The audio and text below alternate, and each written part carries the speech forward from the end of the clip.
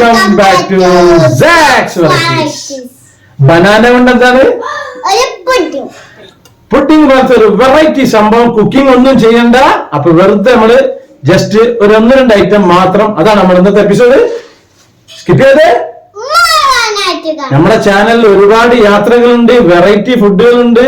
അതൊക്കെ നിങ്ങൾ സ്കിപ്പ് ചെയ്യാതെ മുഴുവനായിട്ട് കാണാം. ചാനൽ സബ്സ്ക്രൈബ് ചെയ്യാത്തവര് സബ്സ്ക്രൈബ് ചെയ്യണം, ലൈക്ക് ചെയ്യണം, കമന്റ് ചെയ്യണം, ഷെയർ ചെയ്യണം. എന്നാൽ താങ്ക് യു.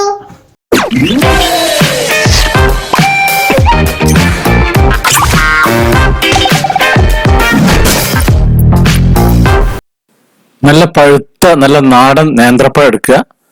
പഴുത്തനായിരിക്കണം. അതിലേക്ക് ഒരു 1/2 കപ്പ് പാല്, ഏകദേശം ഒരു 100 മില്ലി പാലും, പിന്നെ കൊക്കോ പൗഡർ ഒരു 1.5 ടേബിൾ സ്പൂണ് കൊക്കോ പൗഡർ വേണം.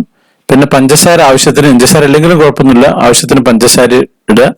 അപ്പൊ ഈ നേന്ത്രപ്പഴം ഞാൻ ചെറുതാക്കി മുറിച്ചിട്ട് നല്ലോണം മിക്സിയിലിട്ടിട്ട് അരക്കണം. അപ്പൊ രണ്ടും കൂടി ഒന്നിച്ച് പിന്നെ ഇട്ട് അതിലേക്ക് ആ പഞ്ചസാരയും ഇട്ടിട്ട് ഒന്ന് മിക്സിയിൽ അടിച്ചെടുക്കുകയാണ്.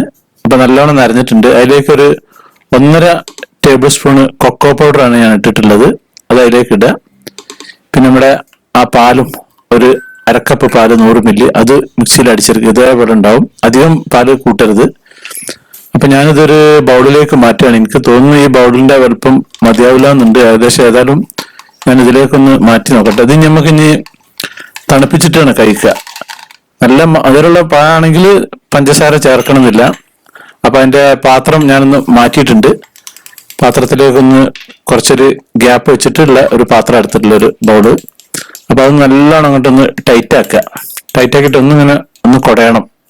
ഇതിൽ ബബിൾസ് ഒക്കെ ഒന്ന് പോകാൻ വേണ്ടിയിട്ട് ടേബിൾ സ്പൂണ് ടോപ്പ് നല്ലോണം ഒന്ന് മിനുസാക്കുക. ഇതേപോലെ കുറച്ചിങ്ങനെ ഹലുവ പോലെ ഇങ്ങനെ കട്ടിയായിട്ട് ഇങ്ങനെ കിടക്കും.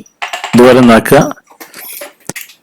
കംപ്ലീറ്റ് എല്ലാ ഭാഗവും പുറം ഭാഗം ഒന്ന് തുടച്ച് വൃത്തിയാക്കിയിട്ട് ഇനി ഞാനിത് ഒരു 4 മണിക്കൂർ ഫ്രിഡ്ജിൽ താഴെയാണ് വെക്കാൻ പോകുന്നത്. മുകളിലല്ല, താഴെ വെച്ചിട്ടാണ് തണുപ്പിക്കുന്നത്.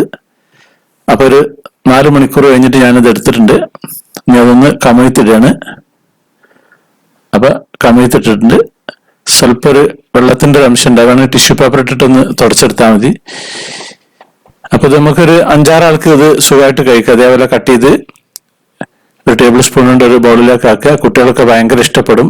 നല്ല സൂപ്പർ ടേസ്റ്റ് ആണ്. പഞ്ചസാരങ്ങൾക്ക് ആവശ്യമുണ്ടെങ്കിൽ ഇട്ടാൽ മതി.